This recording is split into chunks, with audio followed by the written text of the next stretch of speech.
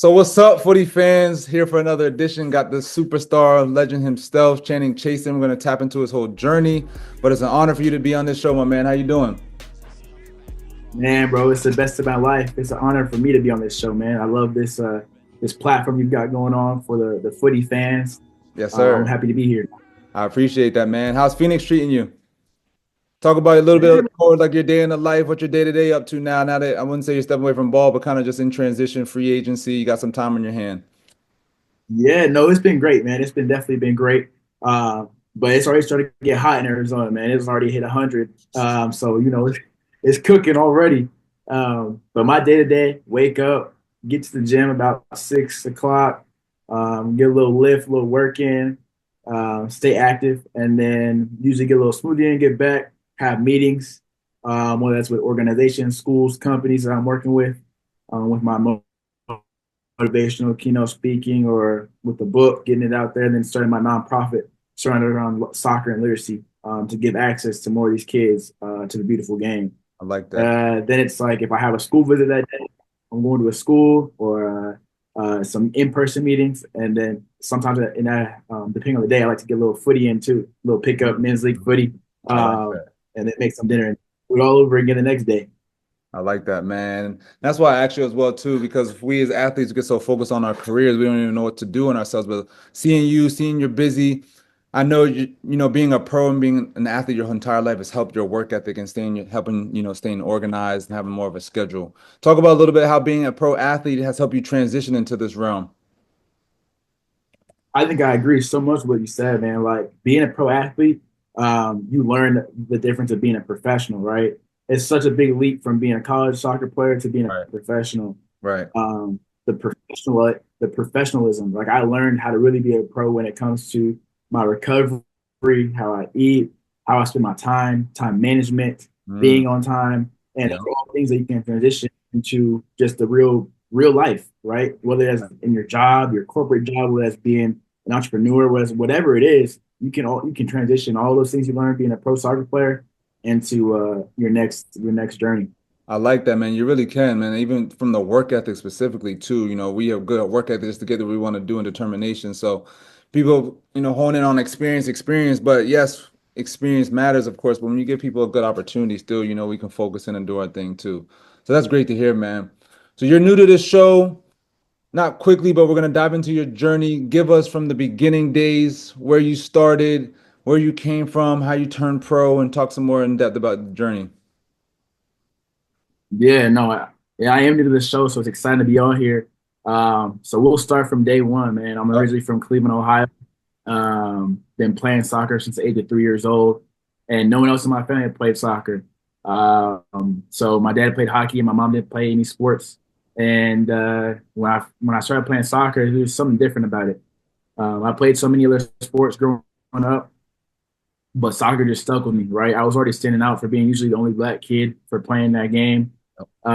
Usually everyone else in Cleveland was playing football, basketball, track, what they say are like the so-called black sports. Yep, yep. But for me, I didn't. I tried those sports. It just wasn't for me. Soccer really piqued my interest because I stood out just because of the way I looked. But I was like, if I'm gonna stand out, I might as well stand out for being the best. Right. So played it game soccer since the age of 3. Moved to Arizona at the age of 10 years old. When I got out here, kept playing a beautiful game, and then played for Arizona Arsenal, Barcelona FC, which is like the club team here, not no clean team, not the team in Spain, and then also played for Arizona Soccer Club. So um, Arizona Arsenal was the main team that I played for out here, though. Played there for about 7 years. Okay. Won about 2 or 3 championships. Went to Dallas Cup with them. It was amazing. Wow. And then from there, I started getting recruited about my sophomore year of college or Okay. of high school. Um, I think my first offer was from SMU. First, like ever recruiting email was from SMU, which is pretty cool. Started getting recruited by them, University of Washington, some other schools. Fast forward to 2019, I was able to make my dream reality and play for Ohio State, which was my dream school ever since I was born. Right. Why Ohio So, State? so I was born in Cleveland, Ohio, and every kid's dream, man, when you're from Ohio, it's like you want to go to Ohio State. And my mom actually also went to Ohio State. She didn't play Uh, sports there, but she went there So that's her alma mater, and it was just born and bred in me. Like you gonna be a Buckeye. So when I had the opportunity to play there, no brainer. Yeah. So how was So yeah, go ahead. Yep, go ahead. that happened, and then but that journey though to get there Yes. in high school Yeah. was not easy. Definitely Talk not about easy. talk about that a little bit. Just go a little bit more in depth, especially for the youth who's going through this right now and who are everyone has these big dreams going to a big school like Ohio State, right? A lot of the struggles. Just talk a little Right. bit more in depth about the struggles you went to and also how you persevered through those struggles. Yeah, so first off, like I said, I started getting recruited around sophomore year, and that was cool, right? But I never got any looks from my dream school, Ohio State. And I said I was determined to play soccer there, right? A big D1 school, great academics, Yep. great athletics program. It just had everything that I wanted. And I just wasn't getting recruited out of them by a chance. They didn't really recruit kids from the West Coast. So my mom suggested I go up to the Ohio State soccer ID camp summer of my sophomore year. So I go and I made a good impression, right, on the coaches there. And at the end of the camp, they're like, "Hey, we're gonna come attend some of your club games." So fast forward, they go to some of my Dallas Cup games, Mm. um, and they're watching me, and I had a really good Dallas Cup, and they're like, "Wow, you really impressed us. We're gonna keep being in contact following Dallas Cup." But a couple months later, they called me and they're like, "Hey, Channing, we would like to offer you a committable offer to Ohio State." Boom, I commit on the spot. This was going into my junior year. Wow. So commit to Ohio State. Fast forward 5 to 6 months later, the coaching staff that recruited me retires. So the whole staff is gone, right? Whole staff is gone. So you can imagine how I was feeling. This is my dream school. I thought I made it. Like I'm all, Right. right? Boom, everything crashes down. Um, so about 3 months later, they hired a new head coach at Ohio State, and he was the Indiana assistant head coach. And for you guys that don't know, Indiana is like the premier Right. college program, right? Like they got pros on pros on pros, like amazing. And his name was Brian Masenoff. He was the main assistant head coach. So he gets hired as the Ohio State head coach, and he calls me when he gets the job, and he's like, "Hey Channing, we see that you're the only kid committed for the 2019 class. We're gonna have to like reevaluate you and things like that. We're going to see you play." And I was like, "It's totally understandable." He's like, "When's the first time we can see you play?" And gave him some games, and he's like, "We're gonna need you to come out to the Indiana Soccer ID camp so we can see you play." So I go out there. It's the summer of my junior year, so And you're before I'm still going into my committed to Ohio State and everything too. You already got this offer and well, kind of, but not really because the new staff hasn't seen me play, so I'm right, not really committed right. to it. This is just that They was just just a take verbal commit in the beginning. yes, exactly to the Right, I old got you. staff. So I got you. so Yes. yeah, so with that, then I had to go to Indiana. I'm there. I ball out, right? I was super nervous. The first person I actually see when I get to Indiana in the camp is him. And I'm super nervous, I'm stuttering, man. Like I'm like, oh, and he's my coach for Wow. the entire 4 days. So each kid had a coach and a team for entire 4 days that you played with, trained with, and different things with. And I was with him the entire camp. I'm like, man, this is a lot of pressure, but Right. I locked in, had a great camp. I got awarded the Offensive Player of the Camp award Let's at the go. Indiana camp. I cried tears of joy, man, because I knew how much pressure I put on myself. And he was Mhm. my coach the entire time. Like, Mhm. he's analyzing everything. Mhm.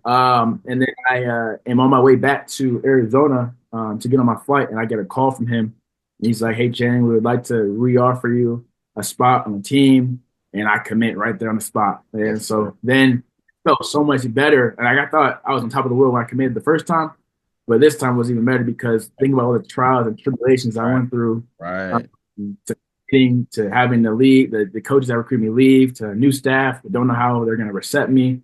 So I'm recommitted, and that was the some about to go into my senior year. So that's when I was recommitted for real to Ohio State.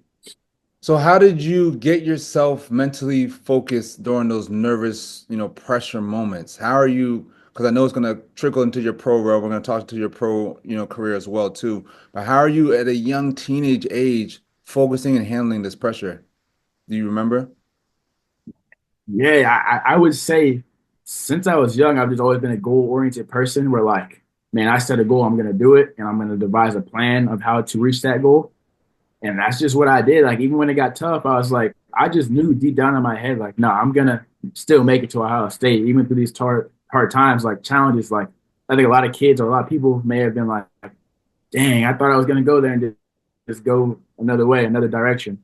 Yeah. And for me, just that wasn't gonna happen for me. I just knew that it was always possible, and anything you put your mind to is possible as Yeah. long as you put the work in. So I really just devised a plan. I was took a new approach when it came to my schoolwork, my trainings, my games, and I just leveled up. That's really just what it was. I like that. And that's great to hear for young kids as well, too, especially having a goal in front of you. When you have a goal, you jot it down even beginning of the year, you got to stick to it no matter what. Talk to us about your 4 years at Ohio State, the struggles as well, too, not even just as a player. Talk about the student life balancing a football school in Ohio State as well as playing there. Man, like you said, like you think so, you know what I'm saying? You commit to Ohio State and then you get there and you think it's all sunshine and rainbows. Don't get me wrong, it was the best experience of my life, exceeded my expectations. I love Ohio State. Like I'm locked in with them. Um, but I get there, right, and you got summer workouts, no joke. No joke. You're going against kids that are 23, Yep. sometimes 24, depending on their redshirt years, things like that. So you're going against grown men, and I'm coming in as an 18-year-old, and that's just one of the biggest things. And then also when it comes to schoolwork at Ohio State, freshman year, you're required to have I think it was 8 hours of study hours each week, Yep. right? So Yep. that's on top of training sessions, that's on top of workouts, that's on top of classes, in-person classes. Like you still have to get your 8 hours a week of study session in. And they logged it. So there's no getting around it. And if you didn't get it, your coaches were gonna get on you. We had the same thing. So that was the biggest transition is time management was one of the biggest things, one of the biggest challenges. But I was able to learn that pretty fast because I don't like to procrastinate. Right. And then one of the other biggest things was just like taking everything serious, right? You got to balance so many things. Your social life, you got to balance the Yep. soccer life, you got to balance your friendships. There's just a lot of things you have to balance at once, which was another challenge as well. Yep. That's why I brought that up too, because we think it's just, ball, school. Like, man, so many talented youth, teenage boys that go to college don't make it out. And it's not because they're not talented, because of the social life. And especially at a big football school is why I'm asking this as well. So I went to George Mason. We didn't even have football. And soccer was the main sport in the fall, and we was still a lot to handle. But football schools are animals within itself.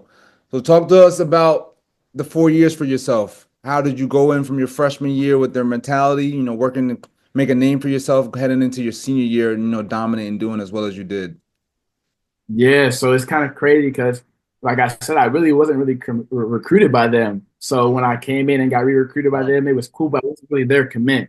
So I was the only one that wasn't really their commit in my freshman class. So I came in with four other players: Braden Durbin, Sean Ryan, who was my roommate, Tommy Marusik, and Owen Sullivan. Those are my boys for life. And we came in there, and I like to think we kind of changed the culture of Ohio State. The 2 years before we came in, they were kind of struggling because of the transition. And the new coach decided, had to change some things. Got to let some people go. Got to bring in new additions, and incorporate your playing style. And when I first got there, people were like, "Man, you played for a club team?" Because Mhm. a lot of kids on the East Coast and Midwest, they play for academies, right? And in Arizona, we didn't have an academy. Right. Stell left from Casa Grande, so we didn't have an academy. I was Right. like, yeah, I played for club. Like, oh, they probably thought they thought I was a scrub a little bit. They'll tell you that too. Right. Right. Uh, but when I got there, I was just driven. I was like, I'm just gonna like, if I can get on the field, cool. If not, I'm gonna still do everything I can to be the best player I can and develop.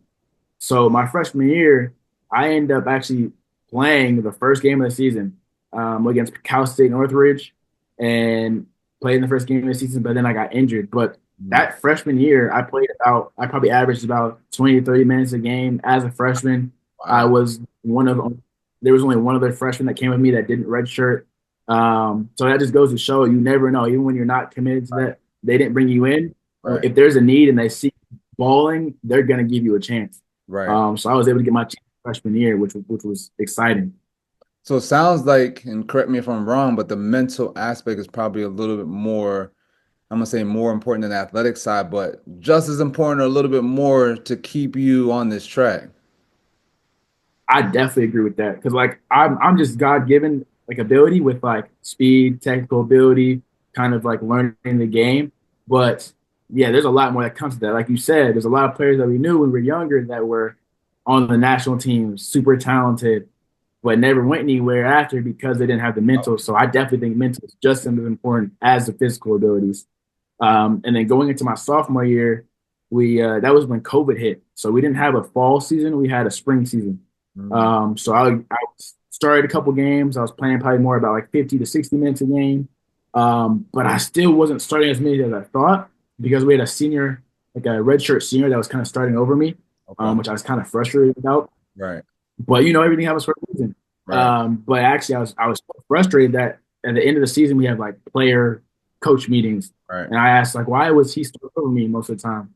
And they were like, we just always thought he was gonna produce. But when I was coming in, I thought I was producing, where I was creating chances, doing things like that. But he was older. I could have scored more for sure my sophomore year, but still, I was creating chances for my team. Like people saw that, so I was pretty frustrated with that response. Um, and then I actually entered the transfer portal after my sophomore year. Mm, So they could pick my scholarship, right? Because once you're in the transfer portal, they can do whatever with you. But they gave me a week to decide. So I started talking to other schools and things like that. And I had to do like a really deep dive with myself and be like, man, who do I look like being that little kid that had a dream of playing college soccer at Ohio State come to on. just Yes, leave just sir. because things aren't exactly how I wanted it to go, right? So I said, nope. I wrote on my whiteboard right beside my bed in my college dorm. I said 1% better every day at Mm, everything. So I came back to Ohio State. The coaches welcomed me back with open arms and said, "We knew you weren't gonna leave. This is the right place for you." Um, and yeah, so that's how my sophomore year went. that right there is a pivotal, life-changing moment, and we don't even realize sometimes, but the decision you make change your whole career. I had the same moment after my freshman year, came in as a striker, didn't play at all. I only started maybe 2 games my whole freshman year, and I just came off player of the year before. I was pissed. I bawled my eyes out to my parents, said, I'm transferring right now. But my parents were the ones that said, no, Hugh, we're not a quitter as a family. You're gonna stick through this. I know it sucks, but push through this. And then, fast forward senior year, we win the A10 championship, go to NCAA tournament, had met my boys for life and all those things. And to this day, I'll never forget that because my motto from the rest of my life was like, I gotta finish what I do. Even if you don't like it, just finish it to the end. And almost always it either builds you up as a man or some good benefit comes out of it too, man. And that's great to hear because moments like that can change your life, and we always want to be favored and loved, but you got to go through the struggles. You got to be humble enough to accept the fact that you're not going to be playing that year, and then your year is going to come. So during your upper class years, junior, Mhm. senior year, I know you're focused on pro. You want to be a pro, of course, too. How are you balancing, prepping for the pro life as well, but finishing out your upper class years? Yeah, so for me, it actually started after I came back my sophomore year, right? The end of my sophomore year. My coaches are like, so what do you want to do for the off season, right? Before my junior year. And I was like, I want to go back to Arizona and train with the team. And they're like, what team? And I didn't know exactly. So they come back and they're like, what about if you train with Phoenix Rising? And I was like, I mean, shoot, like that's a big jump, but I'm all for it. So they reached out to the coach. Hey, can Channing train you guys? They're like, send over some film and we'll see.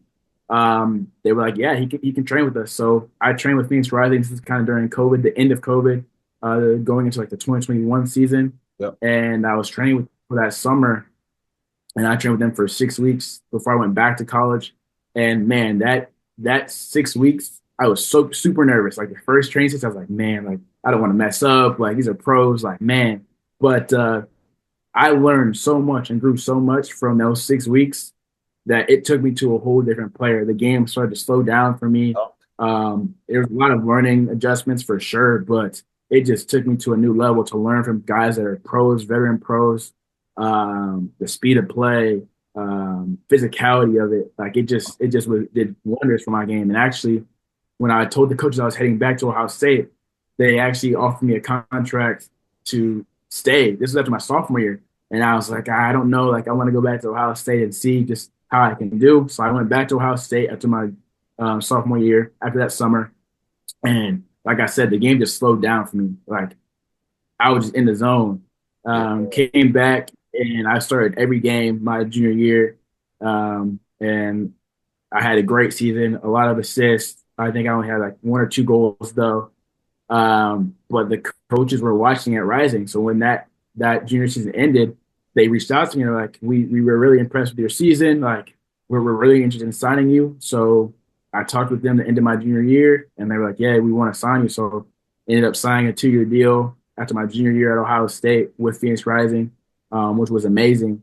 And but I still was doing school, right? So even after I signed, I still had a year left of college at Ohio State. So I had to finish that. So when I was playing pro, I still was doing schoolwork as well at Ohio State. Wow. That is great to hear about your pro journey. 'Cause I was going to touch on how you became pro, but that's great to hear. And another aspect I wanted to touch on, and I want young kids to do this as well if they can.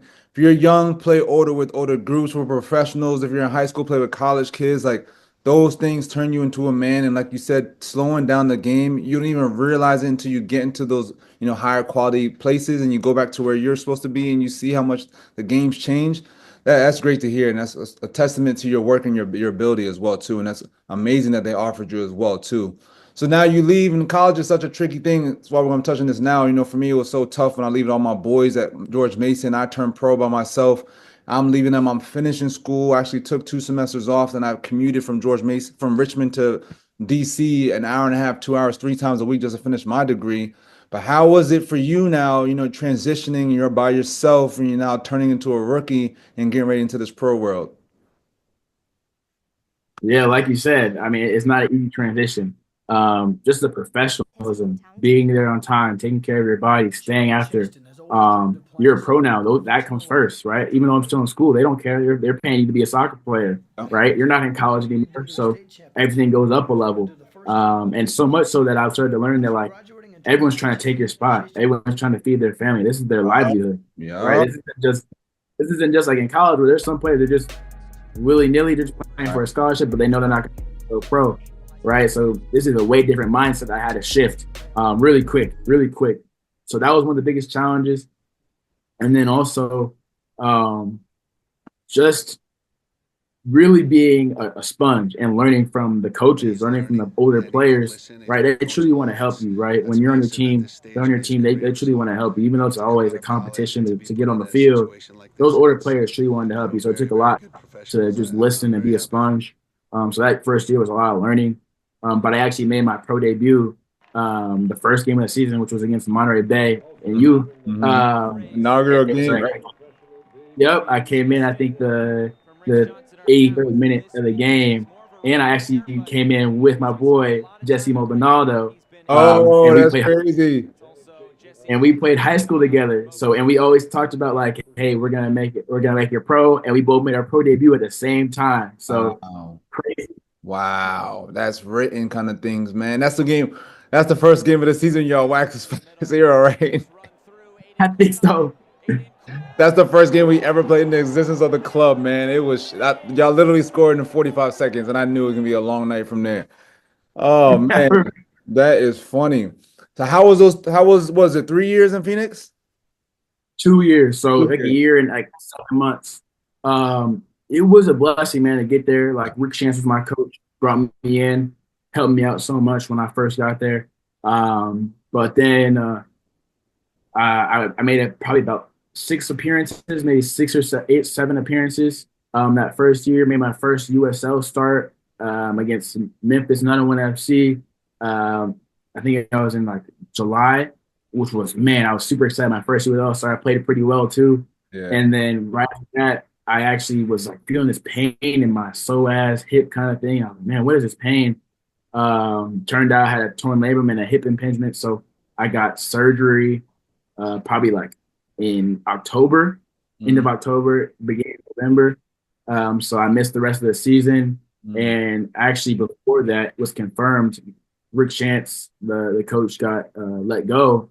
So then a new coach came in, Juan Guerrera. So that just was a big shift for me, and I had to focus on this Yeah. injury and things like this and get back. So during the off season, I had rehab every day, every day. I was supposed to be out for 9 months, ended up coming back in 6.5 months, which was crazy. This is a testament to the trainers, Right. the doctors, and my work ethic. But when I got back, it just was a little off with the new coaching staff. I was one of only the four players that they brought back though. Even players that had guaranteed contracts, they traded them out. Wow. One of only four players they brought back, which was pretty big for me. Yeah. But it was a whole team, and I came back and I was doing well. And then we go to Mexico City, which was a great experience for preseason. And I'm supposed to only play 15 minutes because of my injury, and that's what the doctors were saying. And we had some injuries in Mexico City, and they ended up having me play more than 15 minutes, which was things go how they go, but Right. it was not how it was supposed to go based on the doctors. So I come back from Mexico City, and it's almost the start of the season, and they're just not treating me as I thought I should have been treated Yep. when I was coming back, and they wouldn't trade me or loan me out to another team to play. So yeah, I ended up leaving Phoenix Rising, mutually agreed to terminate my contract. It was just not a healthy environment for me, especially if they weren't going to let me get loaned out. Of course. So that's how that happened. And for my mental, it was probably the best decision of my life. Like Hmm. I could definitely just stay and just, thugged it out. But for my mental and everything, it would not have been great for me. Right. And that's what I was going to touch on last thing with that, all that. How are you dealing with that mentally? The injury thing is such a tough, I don't wish that upon any athlete. I had a bad experience myself in Monterey injury wise. That is tough. How do you push through this mentally? And then I'm sure this also led to segue into your book, The 1% Kid, as well, too. So kind of touch on how, because things are a blessing in disguise too, right? Take a step back because of injury, but it gave you some more time to focus on what you're doing now. So talk about kind of your transition with the injury, how you're dealing with that, and how it gave you foresight for your book. Yeah, so that injury, I was just like, everything happens for a reason. And leaving Phoenix Rising, everything happens for a reason. Even after leaving Phoenix Rising, I actually had opportunity to with Chattanooga, and I got offered a contract, but it just wasn't right for me at that time. And also mentally, I just wasn't really there after how that stuff went down at Phoenix Rising. You can imagine I'm only 22, Right. 23, Right. and how that stuff went down, it was pretty kind of messed up. But everything else for a reason. I don't have any ill will towards Right. anyone. But that was pretty difficult. So I said no, declined that contract at Chattanooga, went back, and I just truly had a time to really reflect and see what I want to do, what I want to leave my legacy as. Because I still wanted to play soccer, but I was taking a break for sure, much needed Yep. mental break from Yep. professional soccer. Yep. And yeah, and my mom told me to write a children's book in college. And at first, I was like, "Mom, what do I look like writing a children's book? Who's gonna read this?" But when I actually left, I had so much time through the injury and just leaving Phoenix Rising to really think and write. And I actually started writing when I was on trial at Chattanooga, Mm. just on a main Google Doc. And a year later, the book ended up getting finished and published. And it's been amazing, right? It's been able to inspire kids to reach and chase their dreams, which is what I'm all about. Any way I can serve and teach kids to set goals and reach them, that's what I'm here for. Go in depth about the book, your purpose, your angle, the why you did this. This was 2020, last year, your release, or end of 2023?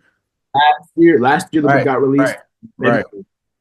Talk about that, how how that's supposed to impact the community, what your goals for and your purposes of it as well, to give us a deep dive into that. Yeah, so the book is named The 1% Kid. It's all about a young black boy, young kid that has a dream of playing college soccer at his dream university. But it talks about what's needed for any kid that has a dream to reach your dreams and goals, right? So it takes practice, perseverance, and patience, and then Yeah, also the 1% better everyday mindset. So we yeah, talk about the three P's and the 1% better everyday mindset in the book. And it takes you through the journey, right, of the kid that wants to play college soccer at his dream university. And it's not easy. There's ups and downs, there's valleys, right? It's not, the success isn't linear. There's going to be things that come and challenge you to see if you really deserve what you want. So that's what the book is about. And the purpose is to just serve kids and teach them that with the right mindset, whether you want to be a soccer player, football player, astronaut, engineer, whatever it is, it's possible. You just have to have the right mindset and the right characteristics in order to reach your dreams and goals.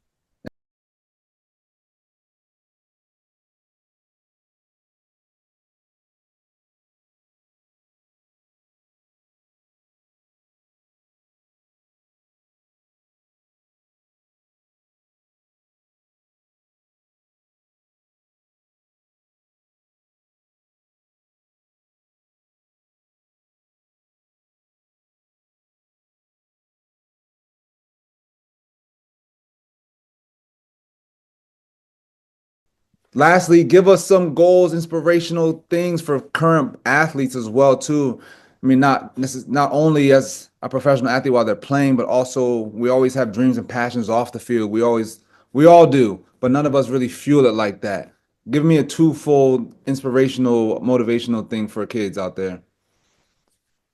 Man, so I got to give you your props first off. Like you said, you've been one of like a trailblazer in the league and in soccer for young Black and African American players, and you kind of paved the way and showed us how it's done. You know what I'm saying? And then you also showed us how you don't have to just be a soccer player. Like you said, you started your brand, your company while playing, right? And a lot of people don't do that. They wait till they're done, but they Right. don't know you can do both.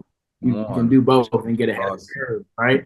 Yep. Yeah, and then someone actually I want to shout out is there's a couple people now I'm starting to see that are playing pro, but also doing things on the side. Like I see Femi Owasadua. I don't know his last name. I might have Yep. butchered that, but he played for Penn State when Yep. he played against me. He also plays for Houston Dynamo now, first team, and he's doing amazing stuff. He's got like a We Up Sports brand. He has a good social media following where he like documents like his day in the life and how he can improve. So he analyzes his film. I think that's super good for kids to see what it truly is like to reach your dreams and goals. Um, and then also there's another kid that I know that I've seen been doing it, Jason Buckner. He played at University of Michigan. Oh yeah, Also he's played one of against the. him. Yep. I know you're talking about. Yes.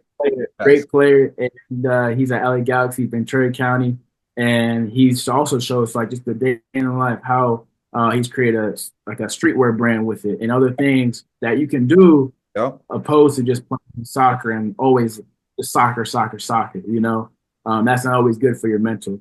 Right. But my advice and motivation to kids nowadays is find what you're truly passionate about outside of soccer, or what you're passionate with soccer, and figure out how you can create another avenue to chase your passion and serve others. And then along with that will be something that you can monetize or something you just truly enjoy, right? It can be a foundation, it can be a book, it can be a clothing brand, it can be apparel brand, it can be you come up with an invention that incorporates soccer and something else, or it can be a Right. totally thing that doesn't involve soccer, you know? So my thing is just find what you're passionate about and how you can help others, and in turns you'll be able to create something beautiful.